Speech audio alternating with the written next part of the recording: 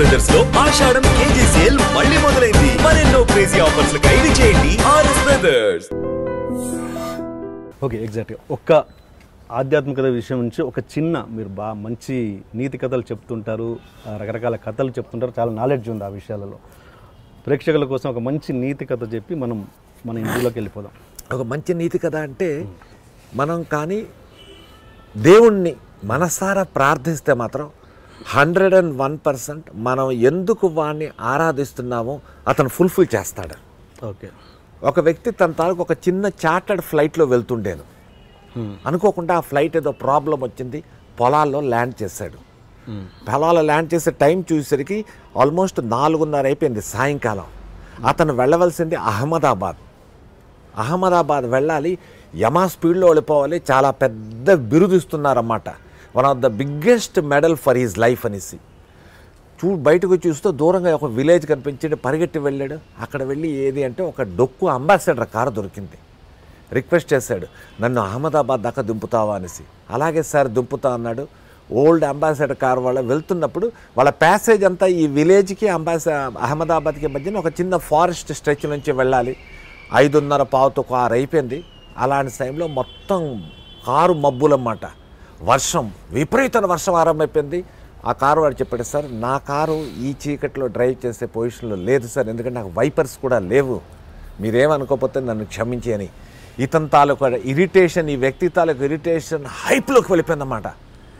ఏం చేయాలో అర్థం కావట్లేదు, నా లైఫ్ రెస్ట్ అయిపోతుందా అనుకున్నాడు. బట్ ఏవైనా సరే నో ప్రాబ్లం, ఇక్కడే ఉండిపోవాలి అంటే ఒక చిన్న దీపం వినిపిస్తుంది, దూరంగా కనిపిస్తున్నది. అక్కడికి వెళ్ళి డోర్ నాక్ చేశాడు. చేస్తే ఒక లేడీ డోర్ ఓపెన్ చేసింది.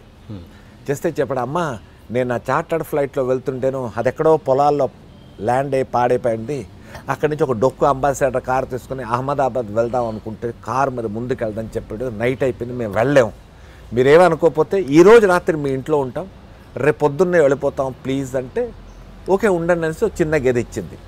రాత్రి తినడానికి ఫుడ్ పెట్టింది, అన్నీ అయి పొద్దున్నేసరికి మొత్తం అంతా తెరిపించింది. బయలుదేరుతుంటే టీ తెచ్చిచ్చింది. టీ తాగుతూ ఈ వ్యక్తి అతను అన్నాడు, ఒక చిన్న విషయం అడగచ్చా అని. చెప్పండి ఏంటంటే, నిన్న నైట్ నుంచి చూస్తున్నానమ్మా, నువ్వు నోట్లో ఏదో మర్మరింగ్ ఏదో అలా చెప్తున్నావు, వాట్ ఈజ్ దట్ అని. అంటే ఆవిడ చెప్పింది, నాకు నారాయణ అంటే చాలా ఇష్టం అండి, అందుకోసం నా నోట్లో నేను ఓం నమో నారాయణ ఓం నమో నారాయణ ఓం నమో నారాయణ అనేసి ప్రే చేస్తూ ఉన్నాను. ఎందుకోసం అడిగాడు. లోపల చిన్న కొట్టుంది, దాంట్లో నాకు 10 సంవత్సరాల కుర్రోడు ఉన్నాడంటే మా బాబు, వాడికి ఏదో బ్రెయిన్లో ఒక ప్రాబ్లం వచ్చింది, ఆ ప్రాబ్లం ఎలా క్యూర్ చేయాలనేసి నా దగ్గర ఉన్న స్తోమతకి ఇక్కడున్న చుట్టుపక్కల డాక్టర్ దగ్గర తీసుకెళ్ళాను, బట్ వాళ్ళకి ఎవరికీ తెలియలేదు. ఆఖరికి ఒక లేడీ డాక్టర్ చెప్పింది, మలేషియాలో డాక్టర్ అబ్దుల్ ఫరీద్ అని ఒక డాక్టర్ ఉన్నాడు, అతని దగ్గరికి తీసుకెళ్తే వీడు బాగవుతాడు, నేను వెళ్ళలేను కాబట్టి నారాయణని ప్రే చేస్తున్నా, ఏదోలా హెల్ప్ చేయమని. ఇంకేం లేదండి అనేసరికి ఈ వ్యక్తి ఎవడైతే ఆవిడతో మాట్లాడుతున్నాడో అల్లా అని కూర్చుంటున్నాడు మోకాళ్ళ మీద. చెప్పాడు, నా పేరే అబ్దుల్ ఫరీద్ అమ్మా, నేనేమో యాక్చువల్లీ అహ్మదాబాద్ నాకు అవార్డు ఇస్తారని వెళ్తుండే నా ఓన్ ఫ్లైట్లో. అంటే ఈవిడ అబ్దుల్ ఫరీద్ దాకా వెళ్ళే స్తోమత ఇవాడికి లేదు కాబట్టి, ఆ నారాయణని నమ్మింది కాబట్టి ఆ అబ్దుల్ ఫరీద్ అన్న ఒక డాక్టర్ని ఈవిడ దగ్గర తీసుకొని వచ్చాడు. If you believe it, it's really very strong. లేదు ఇవన్నీ ఎగ్జాంపుల్స్ కథల్లాగా చెప్తున్నావు అంటే దానికి చెప్పడానికి లేదు. ఎందుకంటే ఏదైనా స్ట్రాంగ్ స్టాంప్ పడాలి అంటే ఒక ఎగ్జాంపుల్ ద్వారానే వెళ్తుంది, లేకపోతే వెళ్ళదు. అలాంటి దానికే ఇలాంటి stories. And it is a fact. Doctor Abdul Farid అన్న ఒక డాక్టర్ మలేషియాలో ఉన్నాడు. అండ్ ఇంకో విషయం చెప్తాను, ఒక గుజరాతీ డాక్టరు బాంబేలో ఉండేవాడనమాట. అతని గురించి స్టోరీ మొత్తం పడింది. యాక్చువల్లీ హీఈస్ అన్ అథెయిస్ట్. దేవుడు అంటే నమ్మకం లేదు, దేవుడు అంటే అతనికి నమ్మకం లేదు. అలాంటి డాక్టర్ ఏంట్రా అంటే వారం రోజులు ఇండియాలో ఉంటాడు, మిగతా 3 వారాలు బయట తిరుగుతుంటాడు. ఒక లేడీ అనుకోకుండా అతని దగ్గరికి వచ్చింది. ఆ లేడీకి ఒక 8 సంవత్సరాల కూతురు. ఆ కూతురుని తీసుకొని వస్తే he is a heart surgeon, very famous. అతని పేరు ఆనంద్ దేశాయి అనుకుంటా, if I'm not wrong. Check చేశాడు. చెక్ చేసి చెప్పడమ్మా, నీ కూతురికి హార్ట్లో హోల్ ఉంది, దానికి ఆపరేషన్ చెయ్యాలి, నువ్వు ఎస్ అనుకుంటే చేస్తావంటే చెప్పింది. ఎంత అవుతుంది ఖర్చు అంటే అతను చెప్పాడు ఇంత అవుతుందంటే నా దగ్గర అంతే అండి, దానికి సగానికి సగం కూడా లేదండి అంటే, నీకు పర్లేదమ్మా, నువ్వు కానీ ఎస్ అన్నావు అంటే నువ్వెంత చేయగలవో చెయ్యి, బ్యాలెన్స్ నేను చూసుకుంటాను, కానీ ట్రీట్మెంట్ మాత్రం చేసి తీరాలి, ఎంత తొందరగా చేస్తే అంత. ఇంకో విషయం, ఆపరేషన్ చేసిన తర్వాత ఓన్లీ 10% ఛాన్స్, 90% నో ఛాన్స్, నీ కూతురు బతుకుతుంది మాత్రం నేను గ్యారంటీ ఇవ్వలేను, నువ్వు ఆలోచించి రేపు రా అన్నాడు.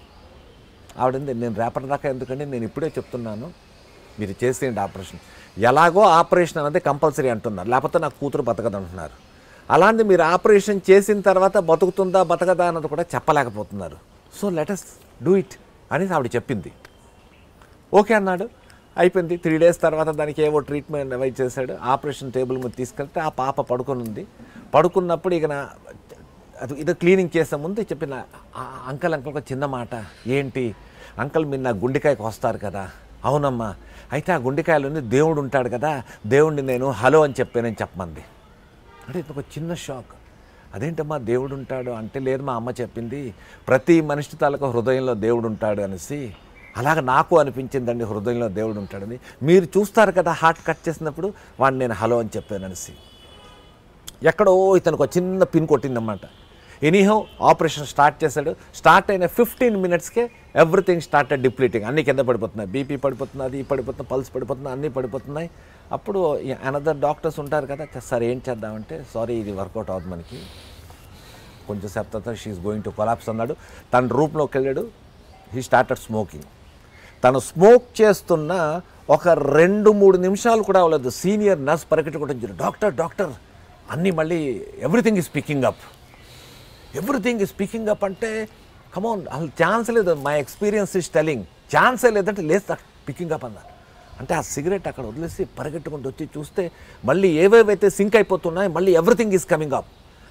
ఇమ్మీడియట్గా స్టార్ట్ చేశాడు, ఆపరేషన్ చేశాడు. Operation is successful. వాడి ఆపరేషన్ ఎప్పుడైతే సక్సెస్ఫుల్ అయిందో అప్పుడు ఎక్కడో కార్నర్లో తన రూమ్లోకి వెళ్ళి కూర్చొని ఆలోచించాడు, హౌ అండ్ వై. ఎస్, అలాంటి డాక్టర్ ఎవడైతే అథెయిస్ట్ దేవుడు అంటే లేనిది పెట్టుకున్నాడో ఇవాళ రోజుల్లో if not wrong Anand Desai అతని పేరు. అతను ఏ పని చేసినా ముందు రాధేకృష్ణ, వాళ్ళ కృష్ణుడే ఎక్కువ అనమాట, రాధేకృష్ణ అనేసి స్టార్ట్ చేస్తాడనమాట. అలాగా human life is a journey, God is the travel agent. He has booked our routes, ఎక్కడెక్కడికి వెళ్ళాలి అని. He has fixed our stations, he has fixed our destinations. Why should not we believe him? దేవుణ్ణి ఎందుకు నమ్మాలి అనేసి మీ అందరికీ ఒక చిన్న విషయం చెప్తాను. మనకున్నాడు అని సంగతి తెలుసు, లేకపోతే మనం పుట్టాం. మనకున్నాడు అని సంగతి తెలుసు, మనం ఎప్పుడు చచ్చిపోతామో మనకు తెలియదు. ఈ జర్నీలో మనం ఎక్కడికి వెళ్తామో, ఎక్కడుంటామో, ఏమిటి చేస్తామో అనేసి ముందు నుంచి తెలియదు. మీరు ఏదో ఊర్లో పుట్టుంటారు. ఇవాళ మీరు నేను కలుసుకొని ఐ డ్రీమ్ అన్న ఒక ప్రాజెక్ట్, ఒక ఛానల్ కోసం ఇద్దరం మాట్లాడుకుంటున్నాం. సో ఐఎమ్ సో లక్కీ మీలాంటి ఒక మహానుభావులతో కూర్చొని మాట్లాడడానికి అవకాశం ఇచ్చాడంటే it is in my life. 101% మీరు చేస్తున్న 178 ఇంటర్వ్యూస్లోని అనదర్ మేబీ 179 or 180 సత్యప్రకాష్ లాంటి ఒక ఆర్డినరీ పర్సన్తో చేయాలని మీ డెస్టినేషన్లో కూడా రాసేయింది. లేకపోతే ఇది కుదిరేది కాదు. యాక్చువల్లీ మీరే రిఫ్యూజ్ చేస్తారు Satyaprakash no he is, but it is there. That means మనం ఫ్లైట్లో వెళ్తాం. ఫ్లైట్లో వెళ్ళినప్పుడు ఆ పైలట్ ఎవడో మనకు తెలియదు, కానీ ఫ్లైట్ ఎక్కగానే చక్కగా బెల్ట్లు వేసుకుంటాం, రిలాక్స్గా ఉంటాం. చెన్నైలో టేక్ ఆఫ్ అయింది, హైదరాబాద్ దిగా అమ్మ రిలాక్స్ అయిపోయింది. ట్రైన్ ఎక్కుతాం, ఆ ఇంజిన్లో డ్రైవర్ అవడం మనకు తెలియదు, బట్ హాయిగా మనం దుప్పటి కప్పుకుంటాం, పడుకుంటాం, మన స్టేషన్ దాకానే దిగిపోతాం. సో ఎక్కడైనా యాక్సిడెంట్ అవ్వచ్చు, ఫ్లైట్ ఎక్కడైనా కూలిపోవచ్చు, but we are having a confidence on the driver as well as on the pilot. So వాడు ఎవడో తెలియని ఒక వ్యక్తి అవి డ్రైవ్ చేస్తున్నప్పుడు వాడి మీద మనకు అంత నమ్మకం ఉంటే, ఈ దేవుడు అన్నవాడు మనకన్ని కొన్ని గత ఎన్నో సంవత్సరాలు పుట్టిన నుంచి మనం చూస్తున్నాం కదా, ఉన్నాడు అన్న దాన్ని ఎంతోమంది చెప్తున్నారు కదా. Why should not we believe it? Why should not believe him? నమ్మండి. నమ్మితే మీకు దాంట్లో వచ్చింది బెనిఫిటే కానీ నష్టం లేదు. Have a faith on God but not on superstition.